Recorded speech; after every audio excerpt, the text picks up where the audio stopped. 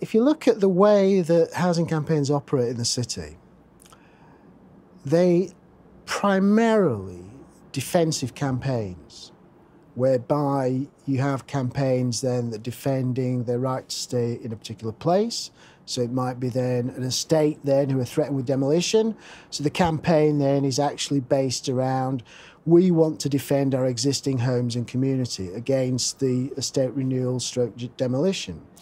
So many of the campaigns are defensive. They're defending place, basically. I think the difference that I kind of tried to identify with Focus E15, which is the housing campaign in East London, led primarily by young mothers who had been threatened with eviction and displacement from the city.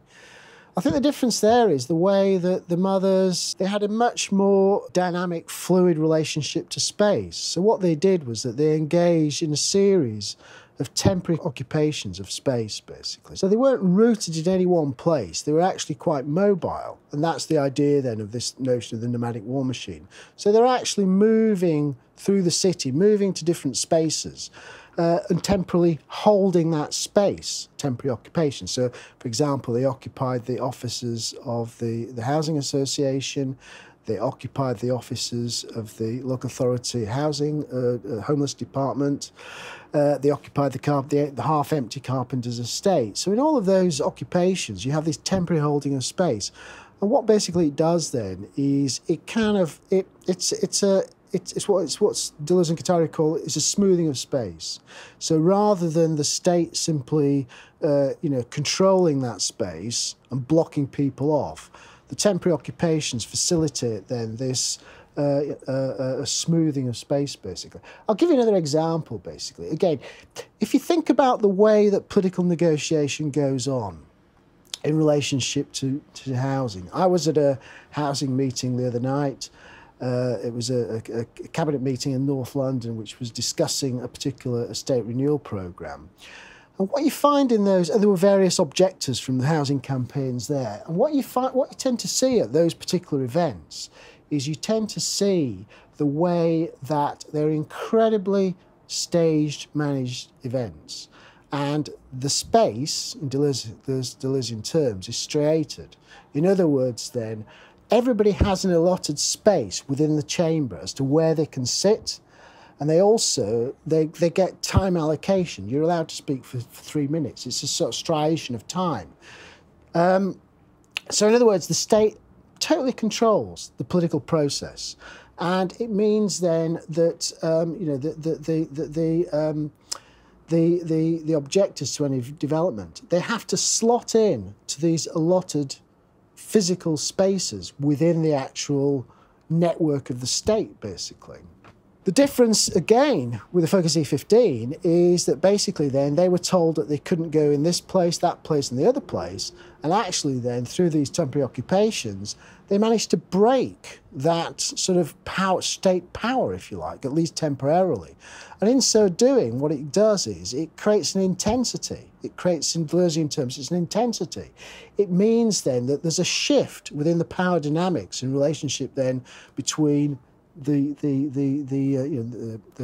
everyday people and the state itself, and basically then the campaigners then can gain a sort of a political advantage. So it's kind of like it's the way that again it's similar to a lot of the occupations that have gone on in lots of the cities, like Gezi Park, like the Occupy Wall Street, like all those temporary occupations. And I suppose at one level you could even say the occupation of Tahrir Square in Cairo. What these occupations do is they shift the power relations much more towards, in crude terms, the people.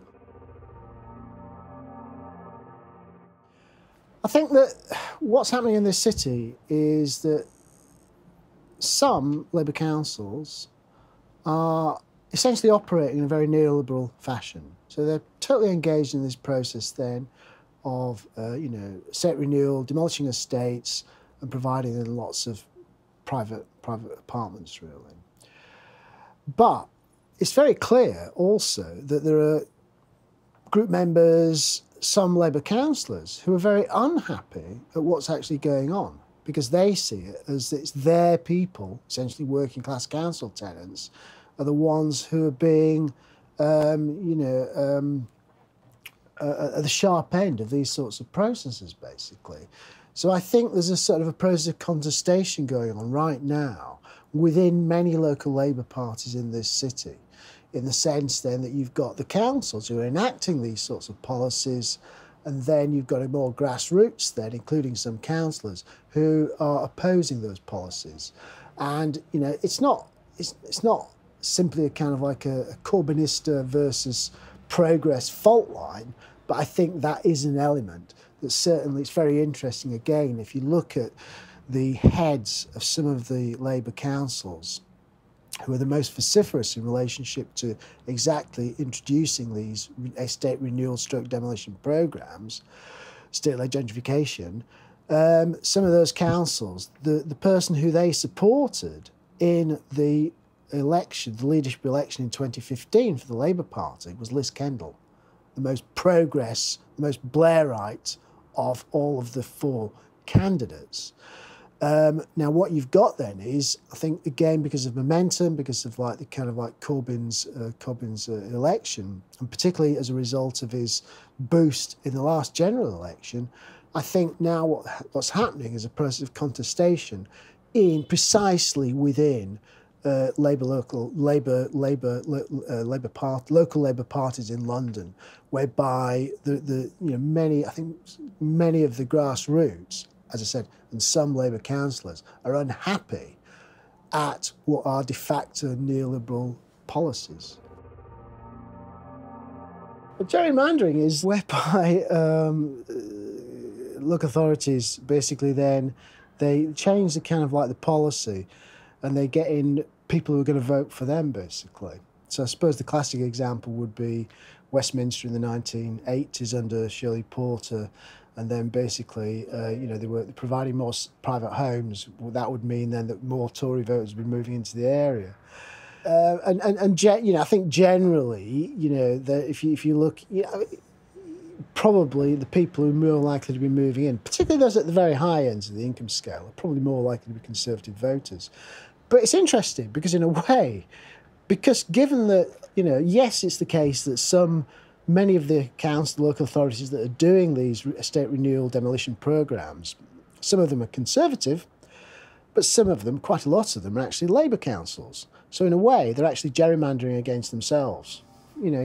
Some of the private developments that they're getting in will actually result in probably a greater increase of non-Labour voters, basically.